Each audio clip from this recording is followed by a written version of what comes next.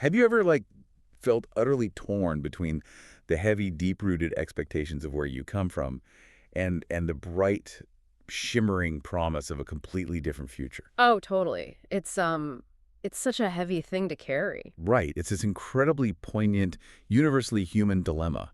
Just that feeling of being stretched across two entirely different worlds, feeling like you have to betray one just to, survive in the other. Yeah, it's like a zero-sum game in your own life. Exactly. Well, welcome to the deep dive. Today, we are exploring a profound, emotionally explosive generational clash that captures this exact tension. We're looking at a really powerful excerpt from the opening chapter of Pete Hollist's novel, So the Path Does Not Die. And it is a remarkable story to unpack because it takes these massive abstract concepts, things like modernity versus tradition or individualism versus communal survival, and it just condenses them down. Right into a single courtyard. Yes, into this very intimate, very fierce argument within a family. So, to set the scene for you, we are looking at three central figures. First, there's Nabou. She is a mother who is desperately, urgently pushing for her daughter to get a modern Western education. Which they refer to as cool. Right, exactly. See, cool. Okay, let's unpack this right away. Naboo is looking forward. She's looking at the world shifting around her, and she wants her daughter to be equipped for it. I mean, that makes sense. It does. She wants options for her child. But then, standing directly in her way, like an absolute brick wall, is Baramusu, the fiercely traditional grandmother. Oh, she does not back down. Not even a little bit. Baramusu believes with every fiber of her being that abandoning their old ways will literally lead to the destruction of their entire community. Yeah, it's existential for her. And then, caught right in the crossfire of these two unyielding matriarchs, is young Finaba. She's the child whose future is actually being decided while she basically listens in. Eavesdropping on her own fate, essentially. Exactly. So the story drops us right into the deep end with this explosive argument between Naboo and Baramusu. And, I mean, it's not a polite academic disagreement over tea. No, voices are raised. Right. It is a fundamental clash of worldviews. Naboo wants Finaba to learn new ways at school. She is explicitly arguing that a woman's destiny has to be more than just cooking and taking care of a husband. She wants financial independence, intellectual growth. Exactly. And I have to say, initially, it's so easy to look at Baramusu and think, oh, she's just a stubborn conservative standing in the way of progress. Like, why is she holding this girl back? It is easy to make that assumption. But if we look closer at her arguments, the stakes for Baramusu couldn't be higher or really more practical. How do you mean? Well, from her perspective, she isn't fighting against learning. She's fighting against collapse. She argues that the family unit completely crumbles when women do not fulfill their traditional roles of caregiving.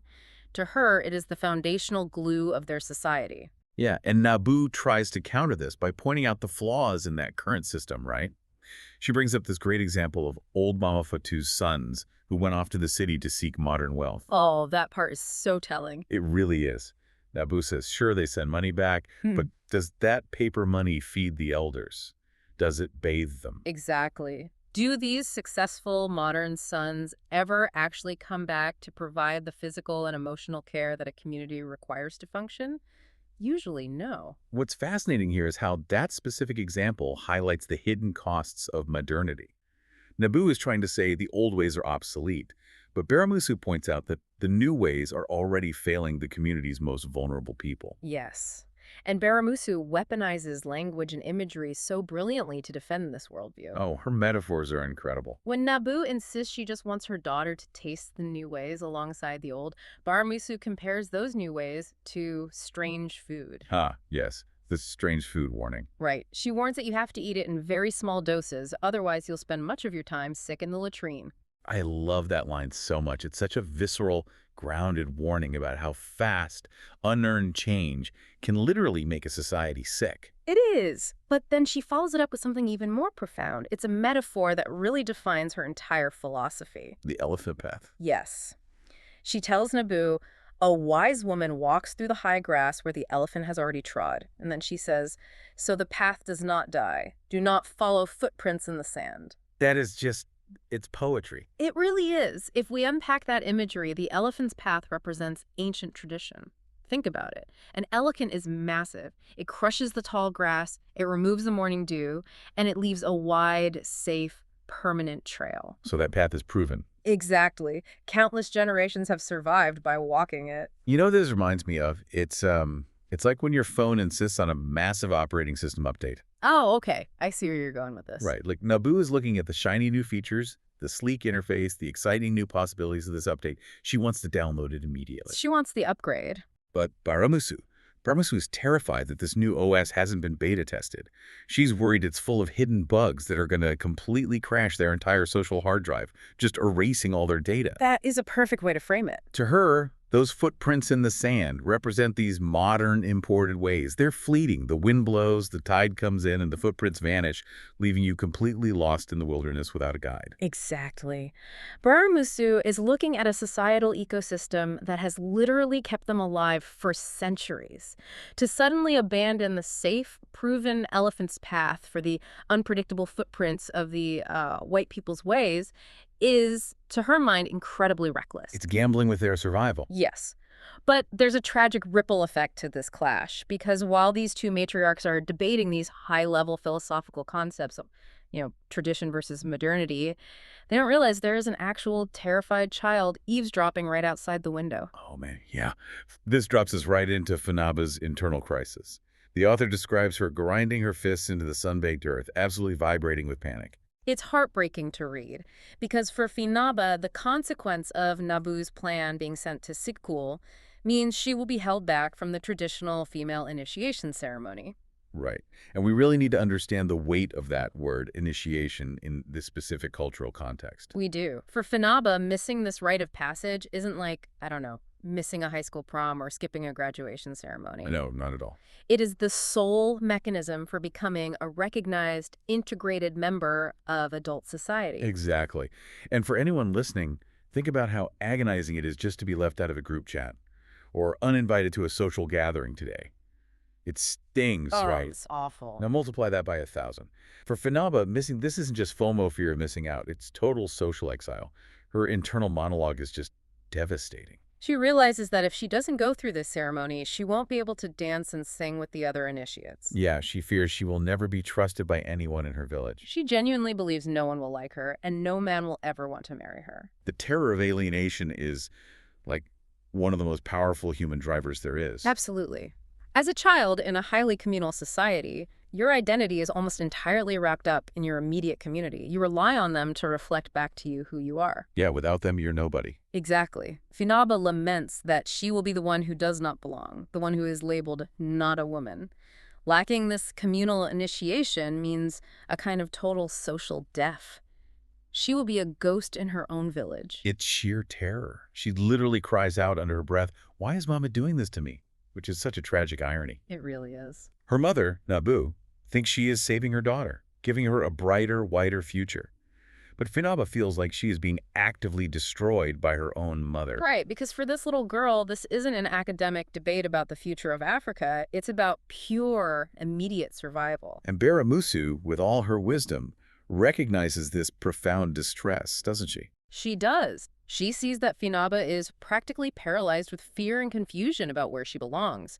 And because Finaba is so desperate for an anchor, Baramusu takes her aside. She steps in to be that anchor. Yes. She decides she needs to physically and spiritually show her exactly how and why their community stays together.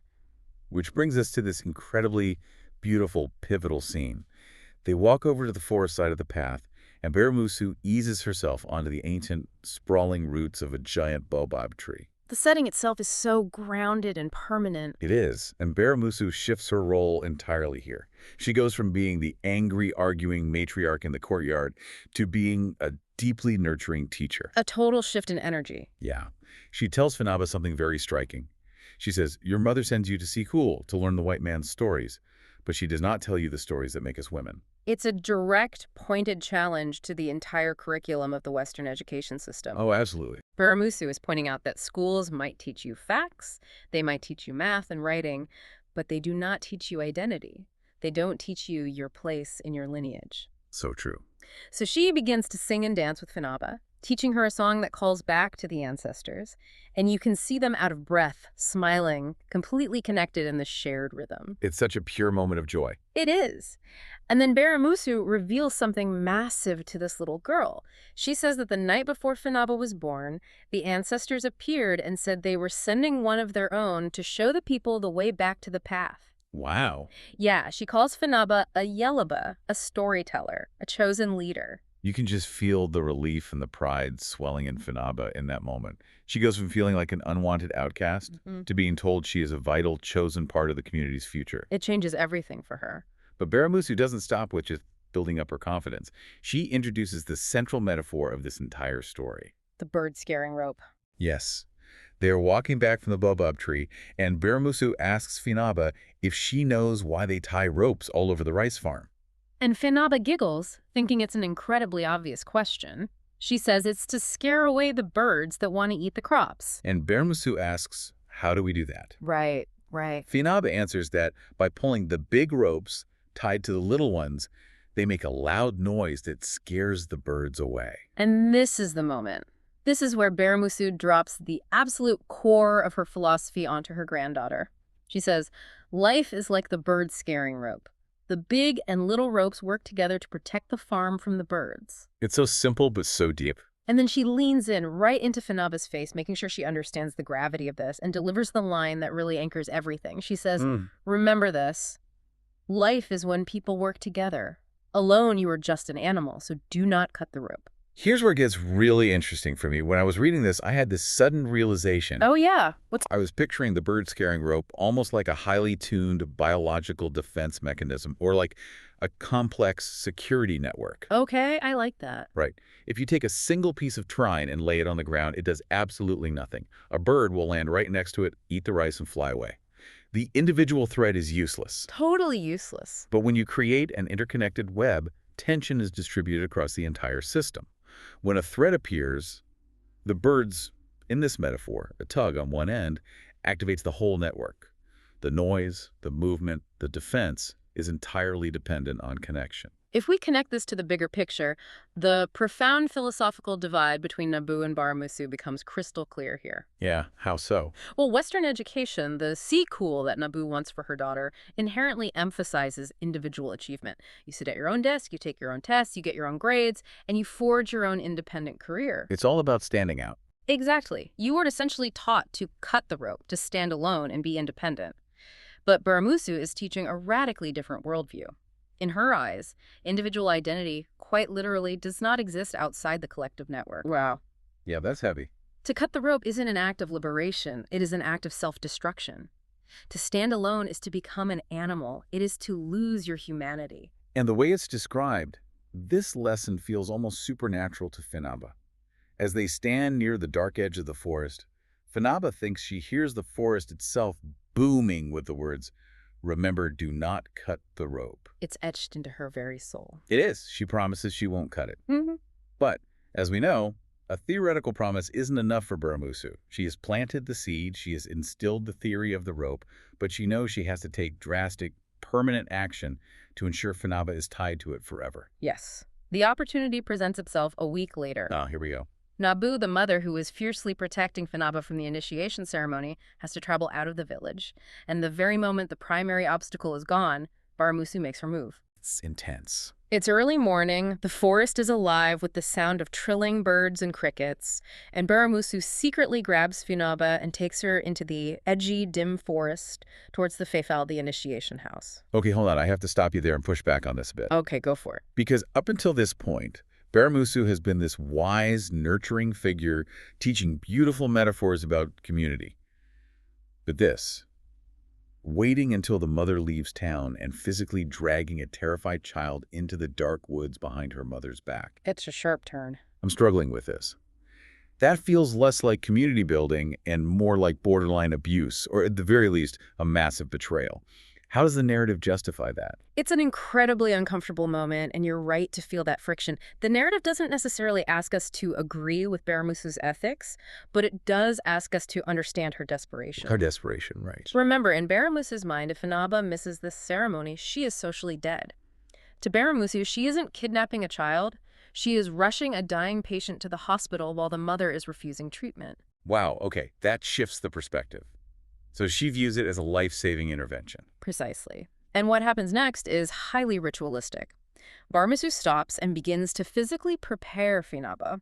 She reaches into her bag and starts rubbing white kale in this striking, chalky clay all over Finaba's face and splattering it over her body. It's a literal physical marking of transition. She is peeling away the child to reveal what comes next, and Barmasu asks her, "Do you know why initiation takes place in here?"